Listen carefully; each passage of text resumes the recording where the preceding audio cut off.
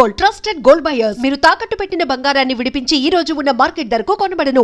నాకు కనుక Nobel peace prize ఇవ్వకపోతే అది నాకే కాదు అమెరికాకే అవమానకరం. ఇది లేటెస్ట్గా డొనాల్డ్ ట్రంప్ చేసినటువంటి స్టేట్మెంట్. ఇప్పటికే 7 యుద్ధాలని ఆపాను, 8వ యుద్ధాన్ని కూడా ఆపబోతున్నాను. నన్ను మించినటువంటి బెస్ట్ ఐడియల్ కంటెస్టెంట్ కావచ్చు, అభ్యర్థి ఎవరున్నారు అనేటువంటి ధీమా డొనాల్డ్ ట్రంప్లో కనిపిస్తోంది. అక్టోబర్ 10న ఏం జరగబోతోంది? నిజంగానే డొనాల్డ్ ట్రంప్ని పీస్ ప్రైజ్ వరిస్తుందా? మనతో పాటుగా ఉన్నారు global economist professor doctor Ravinder Raina garu. Ravinder గారు నమస్కారం అండి. సో మనం గతంలో మాట్లాడుకున్నప్పటికీ ఇప్పటికీ చేంజ్ ఏంటంటే వాయిస్ చాలా పెంచారు డొనాల్డ్ ట్రంప్. అందులోనూ డేట్ మరీ దగ్గర పడుతోంది. హార్డ్లీ ఒక 1 వీక్ కూడా లేదు పీస్ ప్రైజ్ అనౌన్స్ చేయడానికి. సో రేస్లో చాలామంది పేర్లు వినిపిస్తున్నాయి. అయినప్పటికీ నాకు కాకపోతే, నేను సెలెక్ట్ కాకపోతే దేశానికి అవమానం అనడం ఏంటి అసలు? అది యాక్చువల్గా కవిత గారు ఈ మధ్యకాలంలో దాదాపు ఆయన సెకండ్ టైం ప్రెసిడెన్సీ తీసుకున్న తర్వాత జనవరి 2025 నుండి గత 9 months నుండి మనం లెక్క పెట్టుకున్నట్టయితే ఆయన వచ్చినప్పటి నుండి, పవర్లోకి వచ్చినప్పటి నుండి ఆ యొక్క అటాచ్మెంటు, ఆ యొక్క ఆబ్జెక్టివ్ అంటే నేను నోబెల్ ప్రైజ్ సాధించి తీరాలి. ఇప్పుడు ఇంకొక 3 years అయితే ఆయన టర్మ్ అయిపోతుంది, ఇంకా మళ్ళీ ప్రెసిడెంట్ కాలేడు ఆయన. ఇప్పుడు ఆయన 2018లో కూడా ఒకసారి ప్రయత్నం చేశాడు, ఆయన పేరును నామినేట్ చేశారు, కానీ ఆయన సక్సెస్గా అంటే ఆయనకు కాకుండా ఇంకా వేరే వాళ్ళకి వచ్చిందనమాట. సో ఇప్పుడు నేను ఇంత చేస్తున్నాను అసలు యాక్చువల్గా మేక్ అమెరికా గ్రేట్ అగైన్ అని చెప్పి ఇంత చేస్తున్నాను, అమెరికా చేస్తున్నాను, ప్రపంచ శాంతి కొరకు నేను బాగా ప్రయత్నం చేసుకుంటూ వస్తున్నాను. ప్రపంచ శాంతి కొరకు ప్రయత్నం చేసినప్పుడు నాకు నోబెల్ ప్రైజ్, ప్రపంచంలో ఉన్నటువంటి నోబెల్ ప్రైజ్లో అసలు జనరల్గా ఉన్నటువంటి అన్ని అవార్డ్స్ ఉన్నాయి మనకు. చాలా రకరకాల పులిట్జర్ అవార్డు ఉంది, తర్వాత దాదా సాహెబ్ ఫాల్కే అవార్డు ఉంది, రకరకాల అవార్డ్స్, రామన్ మెగసెసే అవార్డు ఉంది. ఇట్లాంటి అవార్డులు అన్నిటికంటే ఎక్కువ వాల్యుయబుల్ అవార్డు ఏంటంటే నోబెల్ ప్రైజ్ అనమాట. ఎందుకు నోబెల్ ప్రైజ్ను అంత ప్రెస్టీజియస్ ప్రైజ్గా మనం భావిస్తున్నామంటే ఆ ప్రైజ్ మనీ కూడా అలా ఉందండి. మీకు చిన్న ఒక బ్యాక్గ్రౌండ్ ఇస్తాను. బ్యాక్గ్రౌండ్ ఏంటంటే ఆల్ఫ్రెడ్ నోబెల్ అనే అతను ఈ 1901 నుండి ఆయన పేరు మీద ఒక ఫౌండేషన్ స్టార్ట్ చేశాడు. దాంట్లో నార్వే కంట్రీ ఓస్లో దాని క్యాపిటల్ సిటీ, దాంట్లో ఈ నార్వేజియన్ కమిటీ ఒకటి ఉంటుంది, నోబెల్ లారియట్ కమిటీ అనేది ఒకటి ఉంటుంది. వాళ్ళు 1901 నుండి చాలా ఫీల్డ్స్కి ఇచ్చుకుంటూ వస్తున్నారు. ఎకనామిక్స్ 1969లో యాడ్ అయింది. అంతకుముందు ఎకనామిక్స్ లేకుండా ఈ పీస్ అండ్ ఇంటర్నేషనల్ అండర్స్టాండింగ్ అనేది ఇప్పుడు దాని కొరకే ట్రంప్ గారు ప్రయత్నం చేస్తున్నారు. అది ఉంది. దాంతోపాటు లిటరేచర్ ఉంది, ఫిజిక్స్, కెమిస్ట్రీ, మెడిసిన్. ఈ 6 ఫీల్డ్స్లో ఎకనామిక్స్ 1969లో యాడ్ అయిందండి. పాల్ శామ్యుల్సన్ అని ఆయన economist, he was the first economist to receive the Nobel prize. So ఇలా జరుపుకుంటూ వస్తుంది. ఇప్పుడు కూడా మా ఎకనామిస్టులు కూడా అది ప్రెస్టీజియస్ ప్రైజ్ అని ఇప్పుడు మన దేశం నుండి అమర్త్య కుమార్ సేన్ గారికి వచ్చింది, 1998లో వచ్చింది. అది ఫస్ట్ ఏషియన్ ఎకనామిస్ట్ అయినే నోబెల్ ప్రైజ్ రావడానికి, ఇండియనే కాకుండా. సో ఇట్లా అంటే ఎకనామిక్స్ వాళ్ళు అది ప్రెస్టీజియస్ ప్రైజ్ అని అనుకుంటాము, లిటరేచర్ వాళ్ళు అనుకుంటారు, తర్వాత పీస్ వాళ్ళు అనుకుంటారు, అందరు అనుకుంటారు అనమాట. సో దానికి ప్రైజ్ మనీ ఎంత ఇస్తారంటే కవిత గారు చాలా తక్కువ అమౌంట్. బిలియనేర్ అంటే is born billionaire and is still a బిలియనేరు.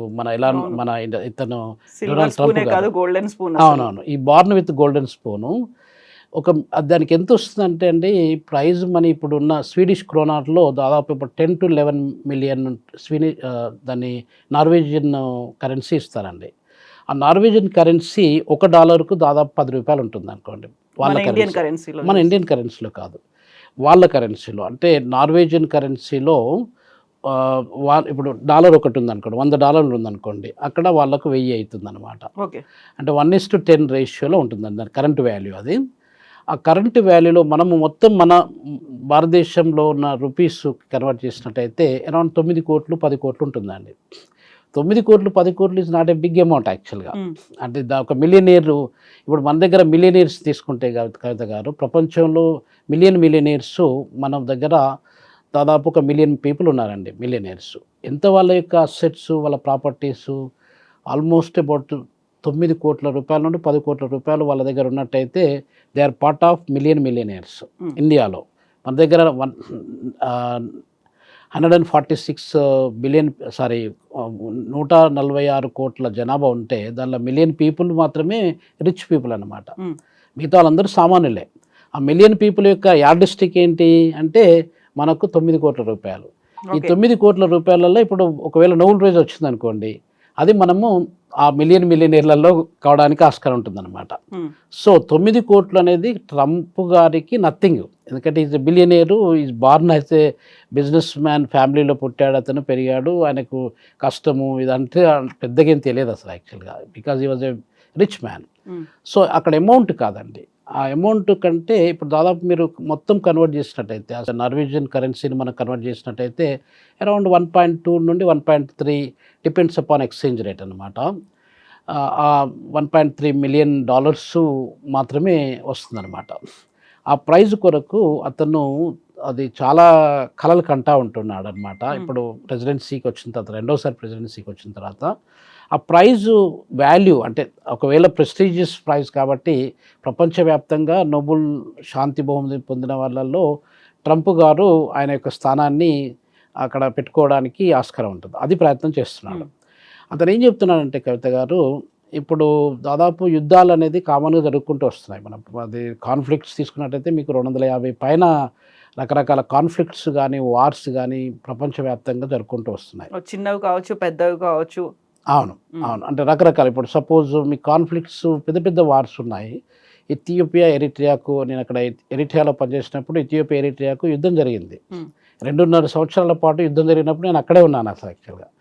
యుద్ధం అనేది నేను ప్రత్యక్షంగా చూశానమాట. అంటే మన ఇథియోపియన్ ఫ్లైట్స్ వచ్చి ఎలా బాంబులు వేసాయి అస్మారాలో, ఐ వాజ్ దేర్. అంటే 6th May 1998లో యుద్ధం స్టార్ట్ అయినప్పుడు ఆ ఇథియోపియన్ ఫైటర్ జెట్స్ వచ్చి బాంబులు వేయడానికి అస్మారా ఎయిర్పోర్ట్ను, అస్మారా డిఫెన్స్ దాన్ని ధ్వంసం చేయడానికి ప్రయత్నం చేసినప్పుడు I have seen with my eyes అండి. సో అట్లాంటి యుద్ధ వాతావరణంలో నేను పనిచేసిన 2.5 సంవత్సరాలు పనిచేస్తాను నేను. అయితే ఆ యుద్ధాలు అనేది జరుపుకుంటూ వస్తున్నాయి. ఎప్పటి నుండి అసలు మానవ జాతి పుట్టినప్పటి నుండి యుద్ధాలు ఏదో రకంగా జరుపుకుంటూ వస్తున్నాయి. మన దగ్గర డైనాస్టీలు తీసుకున్నా కూడా మన డైనాస్టీలు కూడా రకరకాల, ఇప్పుడు మొఘల్ డైనాస్టీకి మన రకరకాల రాజులకు యుద్ధం జరిగింది, ఇలానే జరుపుకుంటూ వచ్చాయి. ఇప్పుడు మన ప్రపంచంలో దాదాపు 250 కాన్ఫ్లిక్ట్స్, వార్స్ కావచ్చు, కాన్ఫ్లిక్ట్స్ కావచ్చు, యుద్ధ వాతావరణం కావచ్చు, ఇలా జరుపుకుంటూ వస్తున్నాయి. ఇప్పుడు ట్రంప్ గారు అడ్మినిస్ట్రేషన్లోకి వచ్చినాక అంటే దాదాపు 8-9 months నుండి లెక్క పెట్టుకున్నట్టయితే మనము ఆ యుద్ధాలు కూడా అతను ఏమంటున్నాడంటే నేను 7 యుద్ధాలను మాన్పించేశాను ఆల్రెడీ. చాలా మేజర్ యుద్ధాలు, ఏళ్ల తరబడి కొనసాగుతున్నటువంటి యుద్ధాలు, కొన్ని 35 years, కొన్ని 36-37 yearsలో జరుగుతున్నటువంటి యుద్ధాలని నేను ఆపేయించాను. నాకంటే మంచి గట్టి క్యాండిడేటు, నాకంటే గొప్ప candidate Nobel prize, peace prize రావడానికి ఎవరున్నారు? Best suitable candidate is Donald Trump అనేది వాదన. ఆయన కాన్ఫిడెన్స్ ఒకటి, ఆయన వాదన ఒకటి. ఆయన ముందు నుండి బిలీవ్ చేసి ప్రతి అడుగడుకు ఎక్కడేం మాట్లాడినా కూడా నాకు నోబెల్ ప్రైజ్ రావాలి అనేది చెప్పుకుంటూ వస్తున్నాడు, బలంగా నమ్ముకుంటూ వస్తున్నాడు. నోబెల్ ప్రైజ్ అనేది చాలామంది లీడర్స్ కూడా వచ్చిందండి కవిత గారు. ఇప్పుడు సపోజ్ మీరు అబ్బే అలీ అని చెప్పి ఇథియోపియన్ ప్రైమ్ మినిస్టరు 2019లో అతనికి నోబెల్ ప్రైజ్ వచ్చింది పీస్లో. అతను ఎరిట్రియాకి, ఇథియోపియాకి యుద్ధము వాతావరణం అనేది, ఇప్పుడు నేను 1997 నుండి 2008 వరకు ఇక్కడ పనిచేశాను. దాదాపు 10 సంవత్సరాల పాటు పనిచేశాను. యుద్ధ వాతావరణం, యుద్ధం మానేసిన తర్వాత కూడా యుద్ధ వాతావరణం అనేది కనిపిస్తుండేది మనకు. ఎందుకంటే ఆ కాన్ఫ్లిక్టింగ్ సిచ్యువేషన్ అనేది, ఎందుకంటే ఇథియోపియాకు, ఎరిట్రియాకు పరిస్థితులు, ఆ శాంతియుత సంబంధాలు అనేది ఎప్పుడూ డెవలప్ కాలేదన్నమాట. 2017లో ఆయన అబ్బీ అలీ ప్రైమ్ మినిస్టర్ అయిపోయిన తర్వాత అతను ప్రయత్నం చేశాడు. ఇసయాస్ అఫ్వర్కీ అని ఎరిట్రియన్ ప్రెసిడెంట్. ఆయన ఇండిపెండెన్స్ May 24, 1991లో ఇండిపెండెన్స్ ఇథియోపియా నుండి ఎరిట్రియాకి ఇండిపెండెన్స్ వస్తే అప్పటి నుండి ఈ రోజు వరకు కూడా ఆయనే ప్రెసిడెంట్, ఇంకా వేరే వాళ్ళు ఎవరు కాలేదన్నమాట. సో ఇతను కలిసి ఒక శాంతియుత ఒప్పందాన్ని, దాన్ని మనం మళ్ళీ ఫ్లైట్స్, ఇప్పుడు సపోజ్ నేను ఫస్ట్ టైము ఎరిట్రియాకి వెళ్ళినప్పుడు బాంబే నుండి అడిస్ అబాబాకి వెళ్ళాను అనమాట. అది ఇథియోపియన్ ఎయిర్లైన్స్లో వెళ్ళాను. అడిస్ అబాబా నుండి అస్మారాకి వెళ్ళాను. అలాగే ఆ అస్మారా నుండి అడిస్ అబాబాకు ఉన్న ఫ్లైట్స్ ఆగిపోయాయి. ఎప్పుడు ఆగిపోయాయి? May 6, 1998కి ఆగిపోయాయి.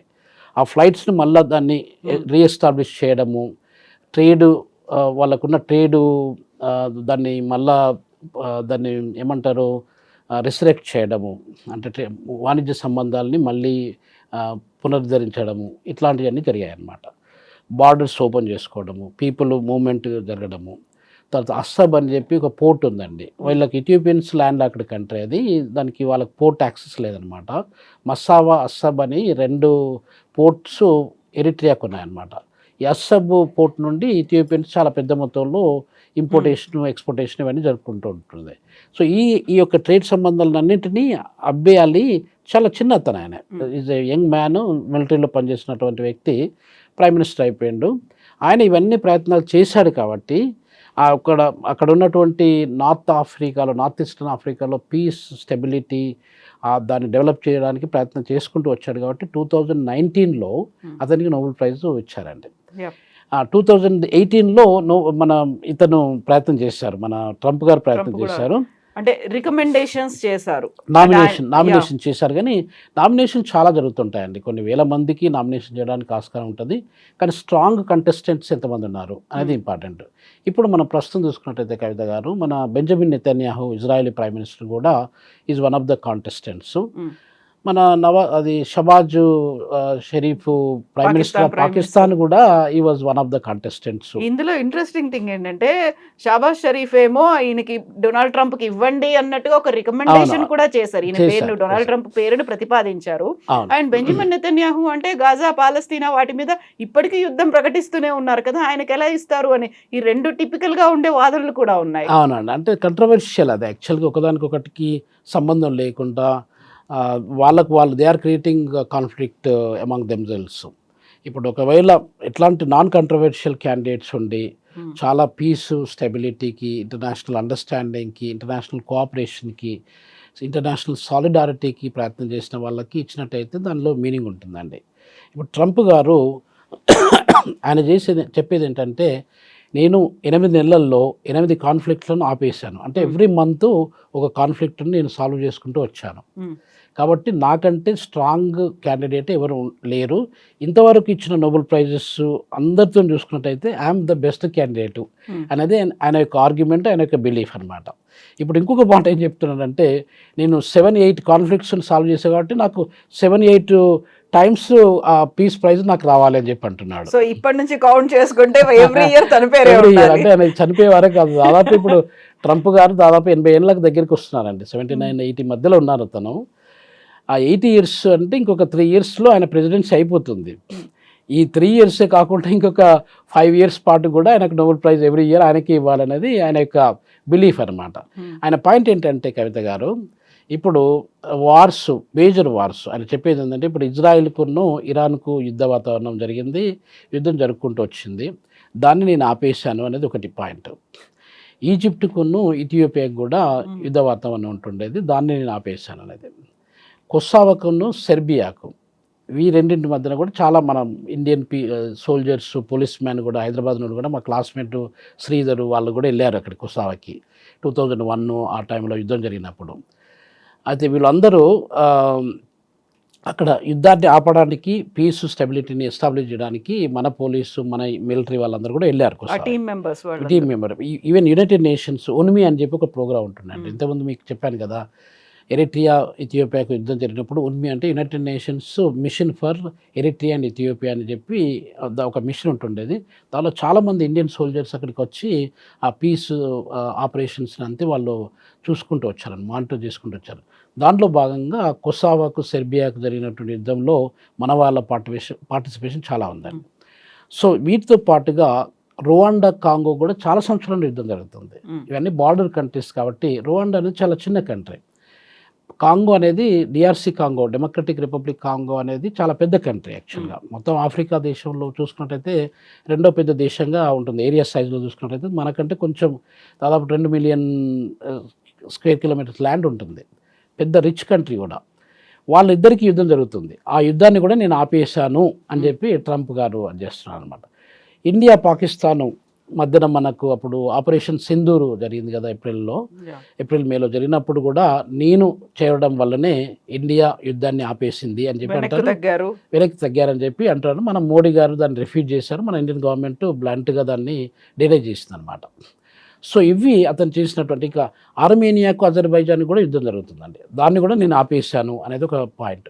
సో ఇట్లా 7 కంట్రీస్లో ఉన్నటువంటి కాన్ఫ్లిక్ట్స్ని నేను ఆల్రెడీ ఆపేశాను. ఇంకొకటి ఏంటంటే కవిత గారు, ఇప్పుడు గాజాకు మనకు ఇజ్రాయెల్కును పాలస్తీనాకు యుద్ధం అనేది దాదాపు మనకు స్వతంత్రం వచ్చినప్పటి నుండి యుద్ధం జరుపుకుంటూ వస్తుంది. దాదాపు 78-80 సంవత్సరాలు జరుపుకుంటూ వస్తుంది. ఆ యుద్ధాన్ని కూడా నేను ఇప్పుడు పీస్ డీల్ మొన్ననే ఒకరోజు ఈ వీక్ ట్యూస్డే రోజు సైన్ చేశారనమాట. సైన్ చేసినప్పుడు ఒకవేళ హమాస్ వాళ్ళు ఆ పీస్ డీల్ను ఒప్పుకున్నట్టయితే అది కూడా 8th కాన్ఫ్లిక్ట్ను నేను రిజాల్వ్ చేశాను. సో కాబట్టి ఇజ్రాయిల్కును పాలస్తీనాకు ఆన్గోయింగ్ వారు చాలా సంవత్సరాల నుండి కొన్ని దశాబ్దాల జరుగుతున్నటువంటి యుద్ధాన్ని నేను ఆపేశాను. కాబట్టి నాకంటే ఎవరున్నారు క్యాండిడేట్స్ ఆయన యొక్క వాదన అండి. సో కాబట్టి నోబెల్ ప్రైజ్ మరి ఆయనకు నోబెల్ కమిటీ ఉంటుంది. కమిటీ వాళ్ళు ఇండిపెండెంట్గా డెసిషన్ తీసుకుంటారు. వాళ్ళ కాంట్రిబ్యూషన్స్ ఏమున్నాయి, కాంట్రవర్సీస్ ఏమున్నాయి అన్ని రకాలుగా చూసుకొని వాళ్ళు అప్పుడు నోబెల్ ప్రైజ్ ఇవ్వడానికి ఆస్కారం ఉంటుంది. 10th అక్టోబర్ అనేది ఎంతో దూరం లేదండి, జస్ట్ 1 వీక్ ఫ్రమ్ టుడే. మనకు 10th 11th నైట్ మధ్యన వాళ్ళు అనౌన్స్ చేస్తారు. సో అది ఆ పరిస్థితిలో ఉందన్నమాట ప్రస్తుతం. సో ఇప్పటిదాకా గత 50 ఏళ్లలో నోబెల్ పీస్ ప్రైజ్ అనేది ఎవరికి ఇవ్వబోతున్నారు అనేది ఒక ప్రాబబుల్స్ లిస్టో స్పెక్యులేషన్స్ కూడా ఇంతలా వినిపించలేదు. ఈసారి వినిపించినంతగా సెల్ఫ్ నామినేషన్ చేసుకోవడానికి లేదు, ఇంకొకరితో రికమెండ్ అనేది చేయించుకోవచ్చు. అయినప్పటికీ కూడా డొనాల్డ్ ట్రంప్ చాలా ఈగర్గా వెయిట్ చేస్తున్నారు. And award goes to Donald Trump అనేటువంటి ఒక అనౌన్స్మెంట్ రావాలి అనేది నిజంగా ఎప్పుడూ లేనటువంటి పరిస్థితి. ఇప్పుడు నౌ ఆర్ నెవర్ అనే కండిషన్లో ఉందా? ఇప్పుడు కాకపోతే భవిష్యత్తులో అయినా రావచ్చు కదా, ఒకవేళ నిజంగానే అంత సిన్సియర్ ఎఫర్ట్స్ పెట్టుంటే, సీరియస్ ప్రయత్నాలు కనుక యుద్ధాలని ఆపడానికి చూస్తే ఈ 4 ఏళ్లలో ఫస్ట్ ఇయర్ ఎందుకని ఇంత తొందరపడుతున్నారు ఆయన? కవిత గారు ఎలా ఉంటుందంటే, నోబెల్ ప్రైజ్ అనేది పోస్ట్ మోస్ట్లీ చనిపోయిన తర్వాత ఇచ్చినట్టు నాకైతే గుర్తులేదు. అది ఇవ్వరు అనుకుంటా అసలు యాక్చువల్గా. ఇప్పుడు మన దగ్గర భారత రత్నాను చనిపోయిన తర్వాత మన పివి నరసింహారావు గారికి ఇచ్చారు, చాలామంది చనిపోయిన వాళ్ళకు కూడా ఇచ్చారు మరణానంతరము. కానీ నోబెల్ ప్రైజ్ కాలేదు లేదండి. సో బతికున్నప్పుడు మాత్రమే నోబెల్ ప్రైజ్ వస్తే వచ్చినట్టు, లేకపోతే అంతే సంగతులు అనమాట. ఎందుకు ఆయనకి ఏమన్నా కొంచెం హెల్త్ ఇష్యూస్ అనేది గతంలో వినిపించింది, ఆయనకి ఒంటి మీద ఏదో వచ్చాయి అనేది, ఆ వాపులు ఉన్నాయి ఇలాంటివన్నీ వాచిపోయినట్టు కనిపించింది అనేది, ఆ తర్వాత హెల్త్కి సంబంధించి సడన్గా ఏమైనా అవుతే నేనున్నాను, I will take over this అని జేడీ వాన్స్ చేసినటువంటి అనౌన్స్మెంట్లు ఇవన్నీ చూసిన తర్వాత ఈజ్ హీ నాట్ వెల్ అనేటువంటి ఒక డౌట్ ఎందుకు వస్తుంది ఇప్పుడు? చూడండి కవిత గారు, మన దగ్గర ఇప్పుడు ప్రపంచంలో జనాభాను తీసుకున్నట్టయితే 8.2 బిలియన్ వరకు మన దగ్గర జనాభా ఉన్నారండి. ఆ జనాభా మొత్తం మీద 65 సంవత్సరాల పైన బతికిన వాళ్ళ సంఖ్య 8% మాత్రమే ఉంది. అంటే 65 సంవత్సరాలు దాటిన డొనాల్డ్ ట్రంప్ గారు 65 సంవత్సరాలు దాటి చాలా సంవత్సరాలు అవుతుంది. సో 65 సంవత్సరాల తర్వాత anything may happen to anybody అండి. ఆయన యొక్క అంటే హెల్త్ ఇష్యూస్ ఇప్పుడు ఉన్న ఈ టెన్షన్స్, మన టారిఫ్ వార్ కావచ్చు, కాన్ఫ్లిక్ట్స్ కావచ్చు, అమెరికాని ఎట్లా మనం డెవలప్ చేయాలనే ఆలోచన, ఆతృత కావచ్చు, ఇవన్నీ కూడా డొనాల్డ్ ట్రంప్ మీద ప్రెషర్ పడుతుంది. ఆ ఏజ్లో 80 సంవత్సరాల వయసులో ఉన్నటువంటి వ్యక్తి అన్ని ప్రెషర్స్ తట్టుకోవడం అనేది అంత మామూలు విషయం కాదండి. జో బైడెన్ కూడా ఆ ఏజ్లో అలా ప్రెసిడెంట్గా పనిచేశారు ఇంతకంటే ముందు లాస్ట్ ఇయర్. సో ఈ ప్రెషర్స్ అనేది ఉంటుంది. ఆ ప్రెషర్స్ ఉన్నప్పుడు ఏమవుతుందంటే మన హెల్త్ కూడా, మన బాడీ కూడా అలా రియాక్ట్ అయిపోతుంది. సో దాంట్లో భాగంగానే ఈ మధ్య కాలంలో మనము వార్తల్లో చూసాము, టీవీలో చూసాము, డొనాల్డ్ ట్రంప్ గారి యొక్క ఆరోగ్యం బాగాలేదు. సో సైకలాజికల్గా ఆయనకు కూడా పెద్ద మనిషి కాబట్టి నేను ఉంటానో లేదో, నా అసలు వచ్చే వారం కానీ, వచ్చే నెల కానీ, వచ్చే సంవత్సరం కానీ ఏమవుతుందో నాకు తెలియదు. సో కాబట్టి నేను ఉన్నప్పుడు నాకు రావాలి. ఏదో అంటారు కదా మనకు తెలుగులో ఒక సామెత, అది దీపం ఉన్నప్పుడే ఇల్లు చక్క పెట్టుకోవాలని చెప్పి. సో దాంట్లో నేను ఉన్నప్పుడు what ever I want to achieve I must achieve అన్న పాయింట్తోని ఆయన ఫస్ట్ నుండి ఆ నోబెల్ ప్రైజ్ అనేది బాగా మైండ్లో, ఆయన సోల్లో, మొత్తం బాడీలో, అంత నరాల్లో, ప్రతి రక్త బిందువులో యాక్చువల్గా నోబెల్ ప్రైజ్ నాకు రావాలి అనేది ఫిక్స్ చేసుకున్నారు అనమాట. అది కూడా చెప్పారు ఆయన, ఒకవేళ అమెరికాకు నాకు నోబెల్ ప్రైజ్ రాకపోతే అమెరికాను పెద్ద ఇన్సల్ట్ చేసినట్లు లెక్క అని చెప్పారు. అది ఎందుకంటే అమెరికా అనేది పెద్ద ఆర్థిక వ్యవస్థ అండి. ఆ ఆర్థిక వ్యవస్థను మీరు నంబర్ 1 ఎకానమీని ఇన్సల్ట్ చేస్తున్నారు. ఆ అలా నంబర్ అలా అనుకుంటే ఎకానమిస్ట్ గానో లేకపోతే ఆయన ఉన్నటువంటి ఆంటర్‌ప్రెన్యూరో, బిజినెస్ మ్యానో ఆ కేటగరీలో ఇవ్వచ్చు కదా! పీస్ ప్రైజ్ అనేది నిజంగా రిలయబుల్‌గా ఉందంటారా? ఇప్పుడు మనమేమో దాన్ని డినై చేస్తున్నాము. అసలు కాదు అనేది. ఆపరేషన్ సింధూర్‌ని ఆపడానికి వాళ్ళు కారణం కాదు అని. సో, ఇప్పటికి కూడా పాకిస్తాన్ లైక్ గాజాకి సంబంధించి ఆ గొడవలనేవి కొనసాగుతూనే ఉన్నాయి. రష్యా, ఉక్రెయిన్ వార్ అనేది ఇంకా కంటిన్యూ అవుతూనే ఉంది. అక్కడ ఏది కూడా చాలా క్రిస్టల్ క్లియర్‌గా కనిపించట్లేదు. యెస్, ఈ యుద్ధం ఆగిపోయింది. ఇరు దేశాలు పీస్‌ఫుల్‌గానే ఉన్నాయి. ఆ ఫ్రెండ్లీ రిలేషన్స్ ఉన్నాయి అనేది ఎక్కడ కనిపించట్లేదు కదా! అదేనండి కవిత గారు. నేను మొన్న ఒక రిపోర్ట్ చదువుతుంటే దాంట్లో ఏం చెప్తున్నారంటే రిపోర్ట్‌లో దాదాపు బైడెన్ అడ్మినిస్ట్రేషన్‌లో బైడెన్ 4 సంవత్సరాలు ఉన్నారండి. హ్మ్. అంటే 2024, అవును. 20-24 మధ్యలో ఉన్నారు. ఆ మధ్య కాలంలో ఆయనే కాన్ఫ్లిక్ట్ ఆపే కంటే కాన్ఫ్లిక్ట్ క్రియేట్ చేసిన ఎక్కువున్నాయన్నమాట. ఓకే. హ్మ్. సో దానిలో 518 కాన్ఫ్లిక్ట్స్ ఆల్మోస్ట్ బైడెన్ క్రియేట్ చేస్తే, ఈ దాదాపు ఒక 6-7 మంత్స్ లోపల మన డొనాల్డ్ ట్రంప్ గారు ఆల్మోస్ట్ 538 కాన్ఫ్లిక్ట్స్‌ను ఆయన అగ్నికి ఆజ్యం పోసినట్టుగా క్రియేట్ చేశారనమాట. సో, కాన్‌ఫ్లిక్ట్స్ అంటే ఇప్పుడు మనకు పెంచినటువంటి టారిఫ్‌లు కావచ్చు, ఎకనామిక్, సాంక్షన్స్. సోషల్ రకరకాల కాన్ఫ్లిక్ట్స్ అండి. రకరకాల ప్రాబ్లమ్స్ క్రియేషన్ అనమాట. ఓకే. ప్రాబ్లమ్ సాల్వింగ్ కంటే ఎక్కువగా ప్రాబ్లమ్ క్రియేషన్ అనేది ఎక్కువ జరుపుకుంటూ వచ్చింది. హ్మ్. అంటే 538 ప్రాబ్లమ్స్ కొత్తగా క్రియేట్ అయిపోయినాయంటే మీరు ఆలోచించండి. ఇప్పుడు మనము ఈ 7-8 కాన్ఫ్లిక్ట్స్‌ని నేను ఆ వార్స్‌ని నేను రిజాల్వ్ చేశాననే కంటే 538 కాన్ఫ్లిక్ట్స్ కూడా నేను క్రియేట్ చేశాననేది ఎవరు చెప్పుకోవట్లేదు. హ్మ్. అక్కడ పాయింట్. అది మరి నోబెల్ ప్రైజ్ ఇచ్చేవాళ్ళు ఇవన్నీ చూడాల్సి వస్తుందండి. ఇప్పుడు ఇన్ని దేశాలు సఫర్ అవుతున్నాయి. టారిఫ్‌లు పెంచారు అనేసరికి. సో, ఆ ఇంపాక్ట్ అనేది ఆబ్వియస్‌గా ఉంటుంది. అక్కడ ఉన్నటువంటి అమెరికన్ ఎకానమీ మీద కూడా ఇంపాక్ట్ పడింది. అక్కడ ఉన్నటువంటి ఎంప్లాయ్‌మెంట్ కూడా పడిపోయింది అనుకున్నప్పుడు అవన్నీ కన్సిడర్ చేస్తారా? పీస్ ప్రైజ్ అనగానే శాంతికి ఇచ్చేటువంటి నిర్వచనం అనేది ఎలా ఉంటుందంటారు? శాంతి నిర్వచనం అంటే ఇప్పుడు పీస్ స్టెబిలిటీ అనేది సరే ఆయన యుద్ధాలను ఆపేశాడు. ఆ యుద్ధాలను ఇప్పుడు చాలామంది మిలియన్స్ ఆఫ్ సోల్జర్స్ చనిపోయారండి. ఇప్పుడు ఎరిట్రియా, ఇథియోపియా అని యుద్ధం అవును. చెప్పాను కదా! దానిలో కూడా కొన్ని లక్షలాది మంది నా స్టూడెంట్స్ కూడా చాలామంది చనిపోయారు దానిలో. సో, నాకు తెలిసిన వాళ్ళు కూడా చాలామంది చనిపోయారు యుద్ధంలో. సో, అలా చనిపోయినప్పుడు ఈ యుద్ధం వల్ల ఏం సాధించారు? ఇథియోపియా ఏం సాధించలేదు, ఎరిట్రియా కూడా ఏం సాధించలేదు. ఆ 2 కూడా పేద దేశాలండి. ఆ పేద దేశాలు almost millions and millions of dollars, అంటే స్పెండ్ చేశారు. దాదాపు ఒక 3 సంవత్సరాల పాటుగా చూస్తే బిలియన్స్ ఆఫ్ డాలర్స్ దాని మీద స్పెండ్ చేశారండి. వాళ్ళకొచ్చిన రకరకాల ఎయిడ్ ప్యాకేజెస్ అన్నిటిని కూడా దాన్ని డైవర్ట్ చేశారు. ఇప్పుడు మనం పీస్ నిర్వచనంలో చూసుకున్నట్టయితే కవిత గారు, శాంతి అనేది మనం ఆత్మశాంతి ఎలా ఉందో, మనం ఎంత పీస్‌ఫుల్ పీపుల్‌మో మన యొక్క ఎన్విరాన్మెంట్‌ని గానీ, మనము నివసించేటువంటి ప్రజలు, మన నైబర్స్ కావచ్చు వాళ్ళు, మన కుటుంబం కావచ్చు, మనకు తెలిసిన వాళ్ళు కావచ్చు, ఎక్కడెళ్ళినా కూడా పీసు, సాలిడారిటీ, ఆ యొక్క అండర్‌స్టాండింగు, లవ్వు, కేరు, రెస్పెక్టు ఇవి కంపల్సరీ ఉండాలండి. మనందరం ప్రపంచంలో ఉన్నటువంటి ఈ 8.2 బిలియన్ పీపుల్ కూడా పర్మనెంట్‌గా ఎవరు ఉండరండి ఇక్కడ. మనందరం కూడా మనకంటే ముందు 108 బిలియన్ పీపుల్ ఇక్కడ పుట్టి చనిపోయారు ఈ ప్రపంచ భూభాగంలో. మనం కూడా ఇంకొక వచ్చే దాదాపు ఒక 100 సంవత్సరాలలో ఇప్పుడున్న వాళ్ళు అందరూ కూడా చనిపోతారు. ఎవరు చిన్నపిల్లలు కావచ్చు, పెద్దవాళ్ళు కావచ్చు, ముసలి వాళ్ళు కావచ్చు, అందరూ చనిపోతారు. అది తెలిసినాక ఈ యుద్ధాలు చేయడం ఎందుకు అసలు? మనం ఉన్నంత మందిలో ఇప్పుడు మనము ఒకటి సత్యమేవ జయతే అని చెప్పి నమ్ముతాము. వసుదైక కుటుంబకం అని కూడా నమ్ముతామండి.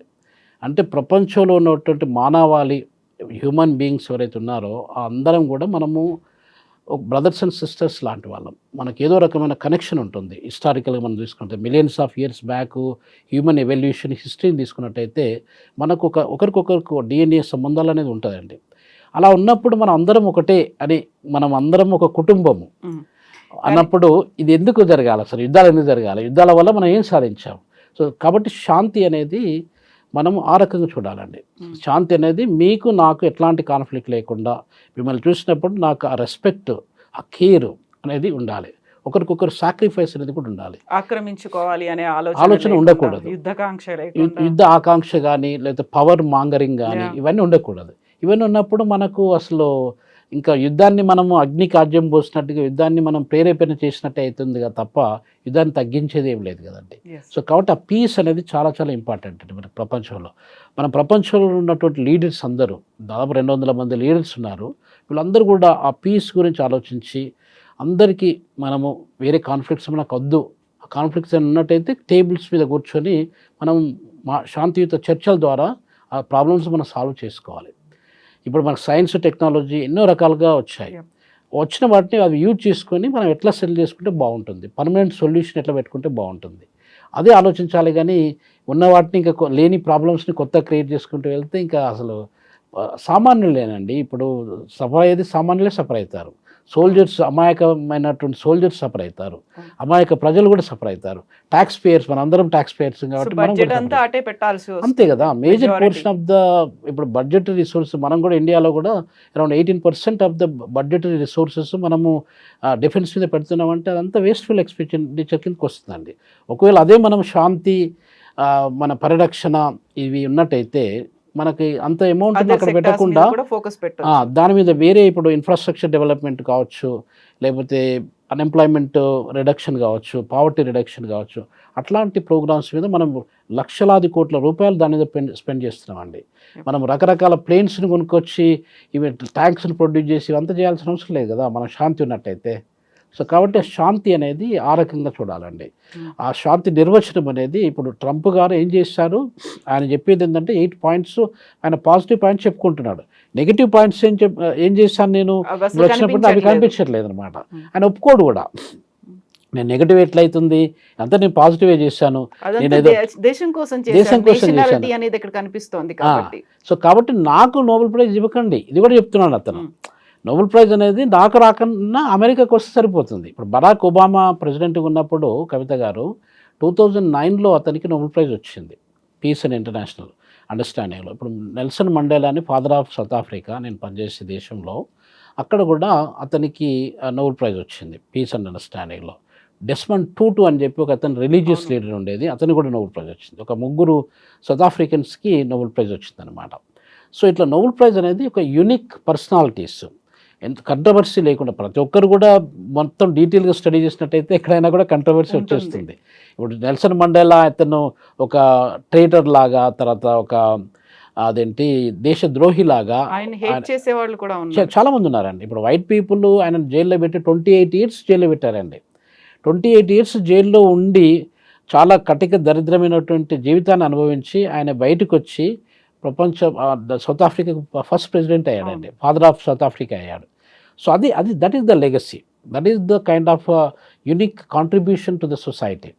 సో ఆ పీస్ అండ్ అండర్స్టాండింగ్ ఆయనను ఎవరైతే హింసించారో, ఎవరైతే తెల్లవాళ్ళు ఎవరైతే హింసించారో, ఆ హింసించిన వాళ్ళను కూడా ఆయన వాళ్ళని ఎక్స్క్యూజ్ చేసి వాళ్ళని, మన అందరం కూడా ఒకటే, మన అందరం సౌత్ ఆఫ్రికన్స్, మన రిలీజన్ ద్వారా కానీ లేకపోతే కలర్ ద్వారా కానీ ఎథనిసిటీ ద్వారా కానీ మనము డివైడ్ చేసుకోకూడదు. We all live together, we are like a one family అనే కాన్సెప్ట్ తీసుకొచ్చారు. ఆయన కూడా మన మహాత్మా గాంధీ సిద్ధాంతాలను బాగా నమ్మాడండి. ట్రూ. అది. సో ఇప్పుడు October 10th ఏం జరగబోతుందని మీరు అనుకుంటున్నారు? నిజంగా డొనాల్డ్ ట్రంప్ పేరు ఇలా పాపప్ అయి పైకి వచ్చి ఆయన పేరు అనౌన్స్ చేస్తారా? అంటే యాజ్ అన్ ఇండివిజువల్ అండి, యాజ్ అ జనరల్గా నేను ఎక్కువ విషయాల్ని, ప్రపంచంలో జరిగే విషయాల్ని చాలా క్లోజ్గా స్టడీ చేస్తూ ఉంటాను. నాకు తెలిసినంత వరకు ట్రంప్కు నోబెల్ ప్రైజ్ రాదండి. అది ఇక ఒకవేళ మిరాకిల్ జరిగి ఆయనకు వచ్చినట్టయితే that is a miracle only, otherwise I don't think you will get. So lobbying అనేది కూడా ఉంటుందంటారా? ఒకవేళ మిరాకిల్ అనేది లాబింగ్ అలాంటి వర్కౌట్ అవుతుందా? లాబింగ్ అని నేను చెప్పలేనండి కవిత గారు. ఇప్పుడు చాలామంది, ఇప్పుడు ఎకనామిక్స్ని తీసుకోండి, ఎకనామిక్స్లో దాదాపు 1,00,000 మంది ప్రజలు, 1,00,000 మంది ఎకనామిక్స్ అలాంటి వాళ్ళు నామినేట్ చేస్తుండొచ్చు. దానిలో ఎంతమంది నచ్చి చేస్తారు? ఒక 3,000 మందిని మాత్రం ఫిల్టర్ చేస్తారు. అంటే కాంపిటీషన్ అనేది 1,00,000 మందిలో ఉండదు, 3,000 మందిలోనే ఉంటుంది. 3,000 మందిలో ఎలా ఉంటుంది? నాలాంటి వాడికి నోబెల్ ప్రైజ్ రావాలంటే రాదు. ఎందుకంటే నేను ఏదో క్లబ్లో జాయిన్ అయ్యో, లేకపోతే నేను కేంబ్రిడ్జ్ యూనివర్సిటీలోనో, లేకపోతే ఆక్స్ఫర్డ్ యూనివర్సిటీలోనో, హార్వర్డ్ యూనివర్సిటీలో టైఅప్ అయిపోయి, ఆ గ్రూప్ ఆఫ్ ఎకనామిక్స్లో టైఅప్ అయిపోయి వాళ్ళతో కొన్ని ప్రాజెక్టులు చేసుకుంటూ, వాళ్ళతో కొన్ని ఆర్టికల్ రాసుకుంటూ అలా చేసినట్టయితే ఇప్పుడు నాకు 250 ఆర్టికల్ ఉన్నాయండి. నేను మొత్తం సైంటిఫిక్ జర్నల్స్లో all over the world I published articles, peer reviewed articles, Scopus indexed articles కావచ్చు, వెబ్ ఆఫ్ సైన్స్ ఆర్టికల్స్ కానీ నేను పబ్లిష్ చేశాను. నోబెల్ ప్రైజ్ ఎకనామిక్స్లో రావడానికి ఎన్ని ఆర్టికల్ కావాలి మీకు? 5 ఆర్టికల్ సరిపోతాయి, 250 అక్కర్లేదు. ఇప్పుడు నేను ఒకవేళ నాకు నోబెల్ ప్రైజ్ రావాలంటే రాదు, ఎందుకంటే మొన్న మన అభిజిత్ బెనర్జీకి వచ్చింది నోబెల్ ప్రైజు. అంటే దీని should be some kind of association అనమాట. అసోసియేషన్లో నామినేట్ చేసేవాళ్ళు, తర్వాత సపోర్ట్ చేసేవాళ్ళు, మీకు రికమెండేషన్ లెటర్స్ పంపించేవాళ్ళు, వీళ్ళందరూ కూడా ఒక group of people they must support you from the beginning to hold అనేది ఉంటుంది. అదే ఇప్పుడు మనకు పిఎన్ భగవతి అని చెప్పి ఒక గ్రేట్ ఎకనామిస్ట్ ఉన్నాడు. ఆయన ట్రేడ్ ఎకనామిక్స్లో ఆయన చాలా పాపులర్ హీరో అనమాట. చాలా ఆయన రీసెర్చ్ కానీ తర్వాత ఆయన బుక్స్ కానీ ఆయన రాసినటువంటి సైంటిఫిక్ ఎస్సేస్ కానీ చాలా యూస్ఫుల్ ఎస్సేస్ అండి. ట్రేడ్లో ఒక రెవల్యూషనరీ చేంజెస్ తీసుకురావడానికి ఆయన ప్రయత్నం చేశారు పిఎన్ భగవతి. పిఎన్ భగవతి పేరు నేను దాదాపు ఒక 20 years నుండి వింటున్నాను. ఆయనకు నోబెల్ ప్రైజ్ వస్తుందని చెప్పి ఇంతవరకు రాలేదు. సో ఇవన్నీ ఎందుకు జరుగుతాయంటే మన ఎకనామిస్టులు, ఇండియన్ ఎకనామిస్టులు కూడా చాలామంది పాపులర్ ఎకనామిస్టులు, పవర్ఫుల్ ఎకనామిస్టులు ఉన్నారు, చాలా టాలెంటెడ్ ఎకనామిస్టులు ఉన్నారు. వాళ్ళందరినీ ఎవరిని పక్కకు పెట్టేసి ఏదో అమెరికాలో పనిచేసే, ఇప్పుడు నేను ఒకవేళ నేను స్టాన్ఫర్డ్ యూనివర్సిటీలోనో లేకపోతే యాల్ యూనివర్సిటీలోనో ఎక్కడైనా పనిచేస్తాను అనుకోండి, నాకు నోబెల్ ప్రైజ్ రావడానికి ఛాన్సెస్ ఎక్కువ ఉంటాయండి. నేను ఎన్ని వ్యాసాలు రాశాను, ఎన్ని పబ్లిష్ చేశాను అది ముఖ్యం కాదు, ఎంతమందితో నేను స్ట్రాంగ్ అసోసియేషన్తో ఉన్నాను. ఆ 3000 మందిలో మీకు 3 సెలెక్ట్ చేయొచ్చు, 3కి share, okay Nobel prize share అని చెప్పవచ్చు, 2 సెలెక్ట్ చేయొచ్చు, 1 కూడా సెలెక్ట్ చేయొచ్చు. సో ఇలా జరుపుకుంటూ వస్తాయండి నోబెల్ ప్రైజెస్ అనేది. అది మీరు అన్నట్టు లాబీ అని నేను చెప్పే కంటే ఇట్స్ ఎ కైండ్ ఆఫ్ అది నోబెల్ ప్రైజ్ అంటే నాకు రెస్పెక్ట్ కూడా. సో కాబట్టి నేను లాబీ ఇదని చెప్పే కంటే కాంపిటీషను, తర్వాత అసోసియేషను, అవన్నీ కూడా సిస్టమేటిక్ ఆర్డర్లో మనం చేసుకున్నట్టయితే రావడానికి ఛాన్సెస్ ఎక్కువ ఉంటాయండి. ఎస్ అండి, thank you so much Ravindra garu. Thank you. నమస్తే అండి కవిత గారు. Thank you.